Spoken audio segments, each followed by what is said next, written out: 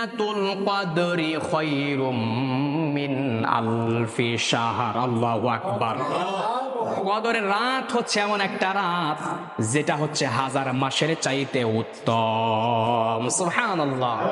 সাহাবীরা এভাবে আপনাদের মতো বসে আছে, সাহাবীদের সামনে নবীজি সেই বনী ইসরাইলদের ইতিহাস সম্পর্কে বলছেন। আর নবীজি বলতেছেন এমন একটা যুগ ছিল, তাদের বয়স ছিল হাজার মাস, হাজার বছর, তারা 100 বছর, 1000 বছর তারা আপনার হায়াত পেত।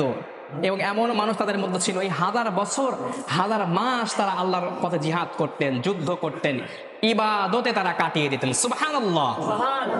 নবী যখন এই বয়ান করতেছিলেন, সাহাবীদের সামনে এই কথাই বলতেছিলেন, সাহাবীরা প্রশ্ন করলো, ইয়া রাসূলুল্লাহ, তাদের কষ্ট আকাঙ্ক্ষা ব্যক্ত করলো, ইয়া রাসূলুল্লাহ, আমাদের বয়সটা তো বেশি দেওয়া হয় নাই, আমরা তো সবচেয়ে কম বয়স নিয়ে দুনিয়া এসেছি, হায়াত তো অল্প, 50, 60, 70 হায়াত আমাদেরকে দেওয়া হয়েছে, আমরা তো 1000 মাস পাবো না, 1000 বছরও পাবো না, তাহলে তো আমরা সেই সমস্ত আমল থেকে বঞ্চিত হয়ে যাব।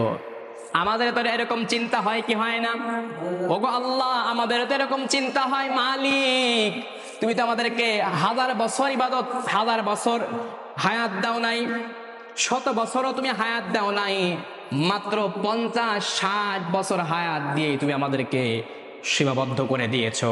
তাহলে যারা 1000 মাস, 100 মাস, যারা 1 বছর, 100 বছর, 200 বছর যারা আল্লাহ রাস্তায় ইবাদত করেছে, তাহলে তারা যে ইবাদত করবে আর আমরা মাত্র 50 বছর ইবাদত করে সেই পরিমাণ তাদের পরিণাম, তাদের সমমান কিন্তু আমাদের হবে না। তাহলে আমরা কি করতে পারি?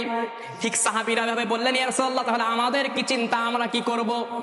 নবীকে যখন এই কথাই সাহাবীরা বললেন, আল্লাহ রাব্বুল আলামিন বলতেছে, ওগো আমার নবী, আপনার সাহাবীদেরকে বলে দেন কোনো চিন্তা নাই, কোনো টেনশন থাকবে না, কোনো চিন্তা করা যাবে না, আমি আপনাদের এত হায়াত দেই নাই তো কি হয়েছে, আমি আপনাদেরকে এমন একটা রাত দিয়েছি, ওই সমস্ত নবীর উম্মতেরা 1000 মাস ইবাদত করলে যে সওয়াব, আপনার কোন উম্মত যদি এই এক রাত ইবাদত করতে পারে, আল্লাহ রাব্বুল আলামিন তার আমল নামায় সেই পরিমাণ সওয়াব দিয়ে দেবে। সুবহানাল্লাহ। সেই পরিমাণ সওয়াব দিয়ে দিবে।